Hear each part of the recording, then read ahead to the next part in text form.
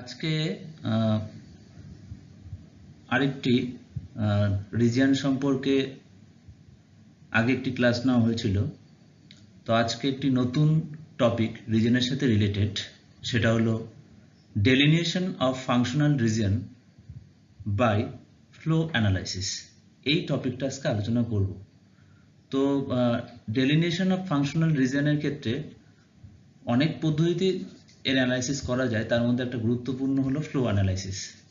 এছাড়া আছে gravitational analysis, কিন্তু আজকে যে টপিকটা আলোচনা করব সেটা হচ্ছে ফ্লো অ্যানালাইসিস। তো শুরু করা যাক।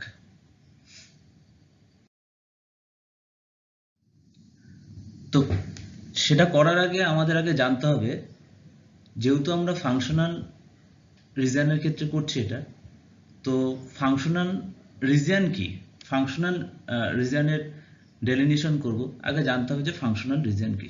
তাহলে ফাংশনাল রিজিয়নকে একটু জেনে নিই। ফাংশনাল রিজিয়ন হলো এমন একটি অঞ্চল যেখানে কিন্তু কি থাকবে না, তোমরা দেখতে পাচ্ছ যে একটা দেখতে পাচ্ছ যে হাই ফ্রিকোয়েন্সি অফ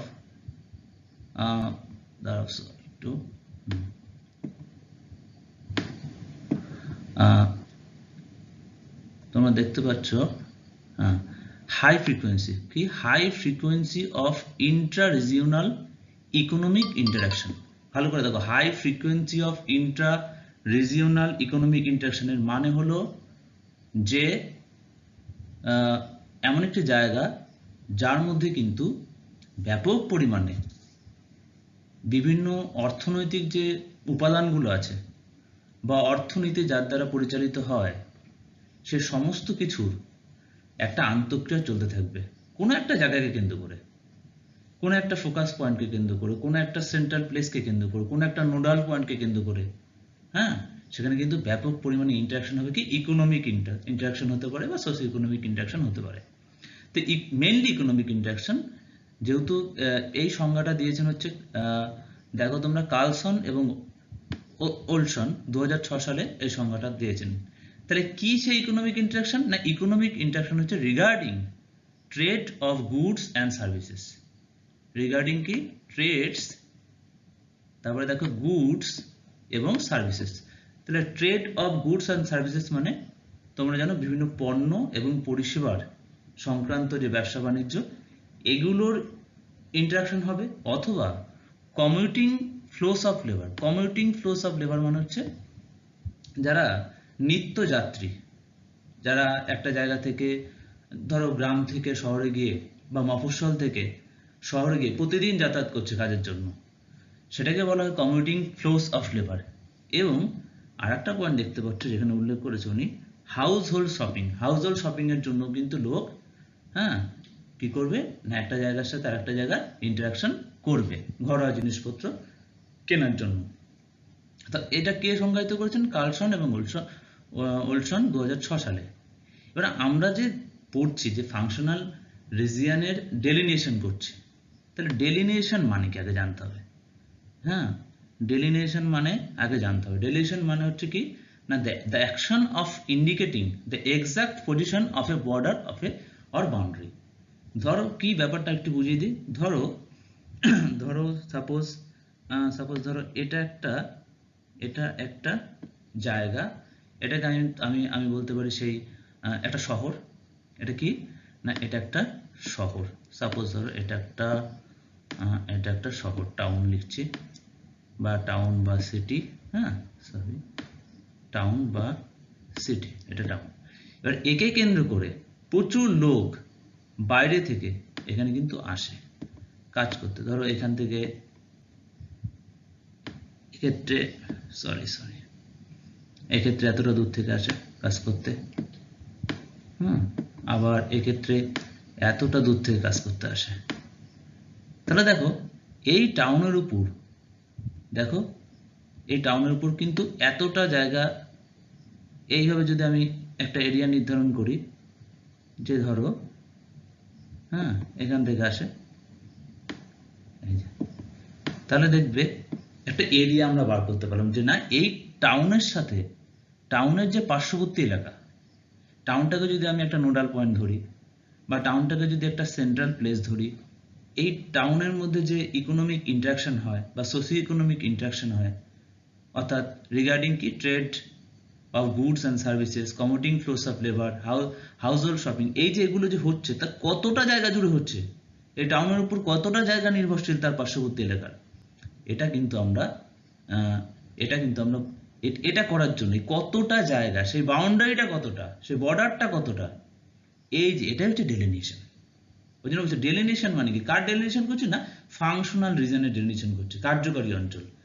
এই টাউনকে ডিপেন্ডেন্ট করে কতটা তার কার্যকারিতা ছড়িয়ে রয়েছে, তার একটা বাউন্ডারি বার করা, তার একটা বর্ডার বার করা, এক্সাক্ট পজিশন বার করা, সেটা হচ্ছে ডেলিনিয়েশন করা। আচ্ছা, কার্লসন এবং ওলসন 2006 সালে আরো কয়েকটা জিনিস বলেছেন যে কিভাবে আমরা ফাংশনাল রিজন আইডেন্টিফাই করব। ওনারা তিনটে মেজার্সের কথা বলেছেন। তিনটে মেজার্স কি কি না, তিনটে মেজার্স হলো, প্রথমটা বলেছেন যে লোকাল লেবার মার্কেট, দ্বিতীয়টা বলেছেন যে দ্য রিজিয়নস কমিউটিং জোন, তৃতীয়টা হচ্ছে the an accessibility measures using special interaction models. তিনটে জিনিসের কথা বলেছেন। তাহলে কি, প্রথমটা লোকাল লেবার মার্কেট, মানে লোকাল লেবার এখানে কতটা আছে, কতটা আসা যাতায়াত করে। রিজিয়নস কমিউটিং জোন মানে প্রাত্যহিক নিত্যযাত্রীরা, লোকাল লেবার মার্কেট কতটা আছে। দ্বিতীয়টা হচ্ছে নিত্যযাত্রী কত দূর থেকে আসে শহরের উপর এবং শহরের উপর নির্ভরশীল তারা কতটা, ঠিক আছে। আর একটা হচ্ছে যা অ্যাক্সেসিবিলিটি, মানে আসার জন্য কতটা সুযোগ সুবিধা আছে, কতটা অ্যাক্সেসিবল এই এরিয়াটা, এই টাউনটা, মানে তার যোগাযোগ ব্যবস্থা কতটা ভালো, হ্যাঁ, যার উপর ডিপেন্ড করে যে স্পেশাল ইন্টারাকশন মানে যে দৈশিক বলতে পারো যে ইন্টারাকশন যে হয়, মানে স্পেশাল ইন্টারাকশন, আন্তঃক্রিয়া যে হয়, এই অ্যাক্সেসিবিলিটির উপর ডিপেন্ড করে আন্তঃক্রিয়াটা, ঠিক আছে। তাহলে এই তিনটে জিনিসের উপর ডিপেন্ড করে ফাংশনাল রিজন হয়, এটা বলেছিলেন যে কার্লসন এবং ওলসন 2006 সালে। এবার আমরা ফ্লো অ্যানালাইসিসে ঢুকবো, যেটা আজকের টপিক। ফ্লো অ্যানালাইসিস অন্যতম একটা গুরুত্বপূর্ণ মেথড বলতে পারি ফাংশনাল রিজিয়ন চিহ্নিতকরণের ক্ষেত্রে। সেটা হচ্ছে কি না, ফ্লো অ্যানালাইসিস কিভাবে হয়, কিছুক্ষণ আগে বললাম। Flow analysis on the basis of direction and intensity flows between the dominant centre and the surrounding areas. এই যে কিছুক্ষণ আগে বললাম যে একটা হচ্ছে, এটা হচ্ছে ডোমিনেন্ট, ধরো এটা হচ্ছে ডোমিনেন্ট সেন্টার, এটা কি না, এটা হচ্ছে ডোমিনেন্ট সেন্টার, আর এটা কি, এটা হচ্ছে সারাউন্ডিং সেন্টার। এই যে পার্শ্ববর্তী এলাকাগুলো, এগুলো কি, এগুলো হচ্ছে সারাউন্ডিং পার্শ্ববর্তী এলাকা বা সারাউন্ডিং এরিয়াস, এগুলো হলো ওকে। তাহলে এটা ডমিনেন্ট সেন্টার, এটা পার্শ্ববর্তী এলাকা, এর মধ্যে যে ইন্টেন্সিটি ফ্লো কতটা, কতজন লোক আসছে, কতজন লেবার আসছে, কতজন নিত্যযাত্রী আসছে, সবকিছু ডিরেকশন এবং ইন্টেন্সিটি ফ্লো মানে তাই বোঝানো হয়েছে। এটা হচ্ছে ফ্লো অ্যানালাইসিস। নেক্সট হলো an urban region consist of a city and an urbanised non agricultural surroundings.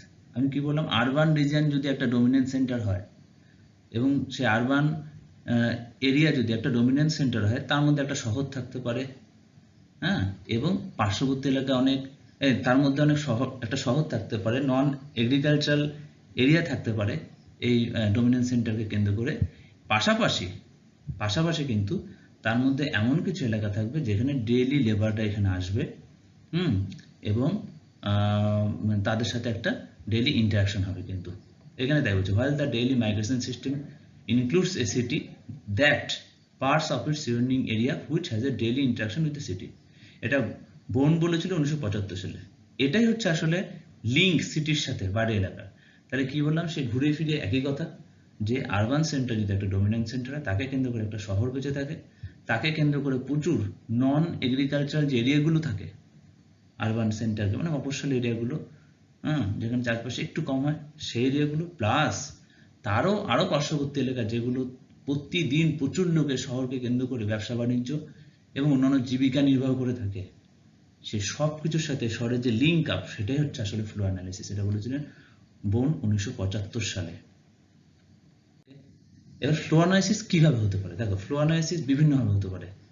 Economical কারণে যদি হয় ফ্লো অ্যানালিসিস, তার বেস যদি ইকোনমি হয়, অর্থনীতি হয়, তাহলে কি না কোনো গাড়ি বা কোনো প্যাসেঞ্জার রাস্তা বা রেলের মাধ্যমে হতে পারে, অনেক লোক যাতায়াত করবে, তারপর পারপাস কি, উদ্দেশ্যের ভিত্তিতে হতে পারে কেউ যদি শপিং করতে আসে শহরের দিকে বা ডোমিনেন্স সেন্টারে, হ্যাঁ, বা নোডাল পয়েন্টে, বা কমিউটিং নিত্যযাত্রীরা আসতে পারে বিভিন্ন কারণে।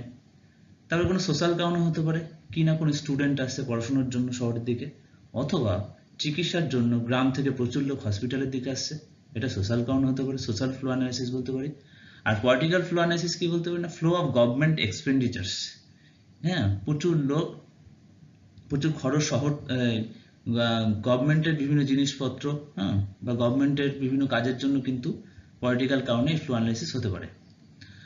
আর ইনফরমেশন কি, ইনফরমেশনগত কারণে, যেমন কিভাবে ইনফরমেশন ফ্লো হয়, ধর Telegram, news paper nodal centre থেকে চারিদিকে ছড়িয়ে পড়ে। টেলিফোন কলসও কিন্তু ফ্লো অ্যানালাইসিসের মধ্যে পড়ে, সেটা পরে বিস্তারিত আলোচনা করব।